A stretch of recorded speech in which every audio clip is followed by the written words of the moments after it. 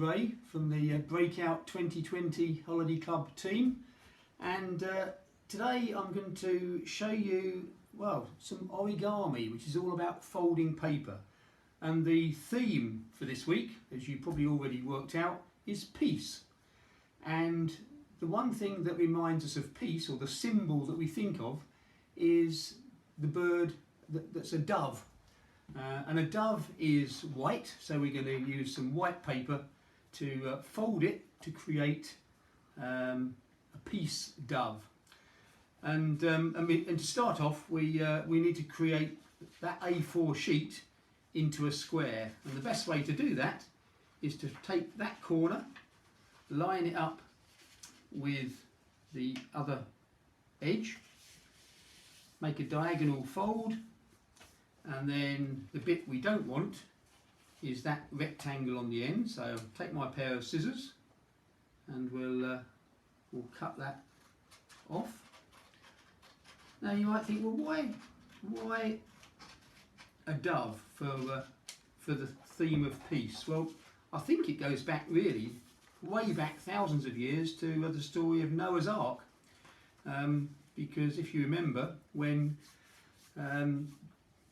the ark and the flood came and all the animals were in the ark with Noah and his family, went on for many months, and it was a bit like a lockdown in a boat. But these, Noah then wanted to know, after the rain had stopped and the water started going down, he wanted to know whether there was going to be any dry land. And he sent out a raven first, and that disappeared, but he sent out a dove, and the dove came back with a little branch or a little olive leaf and twig in its mouth. And Noah knew that the flood was over, the world was at peace again, everything was going back to normal. So yes, that's why we think of a dove representing peace. Anyway, back to the folding. So we've got a triangle, and if you want to look at it as if it was a pyramid, what we're going to do is take one corner at the bottom of the pyramid and take it across to the other bottom corner of the pyramid, fold it over there, and we end up with another triangle, but a bit smaller this time. So we then turn that round as if it was a pyramid, and if one side we've got some flaps, the other side we haven't. What we do is we take one of the flaps on that side, just the top one, and fold it back until that point goes up to that point there, and make a fold. And then we turn the pyramid over and we do the same thing again, folding this point here back to the other point. So we end up with an even smaller triangle. Excuse me.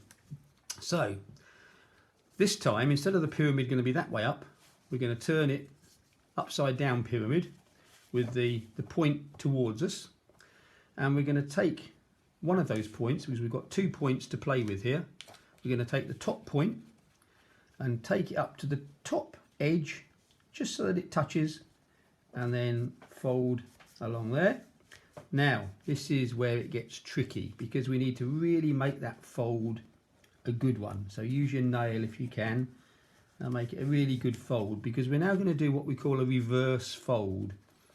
So what we do here, we unfold that again there, but then if you notice, we put a finger in there and we push down on the top and make it reverse and go inwards, but use the same fold as we used before, that one there, but make it go the other way. Push that inside and it disappears like that. So instead of it folding up, it now disappears inside because we did a reverse fold. Now, just in case you missed that, we're going to do it on the other side. So we're going to turn it over and use this flap, and again take it up to the top edge, and we're also going to make that a really good fold, because we're going to make that into a reverse fold as well. So we then unfold it, we look for somewhere to put our finger in there, and we're going to push that down like that and make those folds go the other way so it disappears into there. So we should have something that looks a bit like that shape there, and that shape has got some flappy bits one side which are actually going to be turning into wings in a minute, and no flappy bits that side. So the end where we haven't got any flappy bits, we're going to create the head or the beak of the dove. So we're going to take that, it doesn't matter quite where you fold, but as long as you fold somewhere so you end up with that part there sticking out. And again, make it a good fold, because we're going to do this for the last time, one of these tricky little reverse folds. So we open it up and we push that down inside like that. So it was like that and now it's like that. So there's the head, there's the beak, and we now just need to do some wings.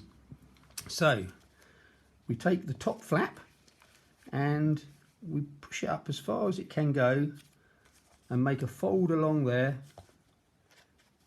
to make the wing go straight up. Now I know the bird's not going to fly with the wings going straight up, but that's where we want it to be at the moment. And then we turn it over and we do the same with the other wing. So we've got the flap there, we push it all the way up so it folds along there, and that should line up near enough with the other wing. So we've got the two wings like that, we've got the head, we've got the beak.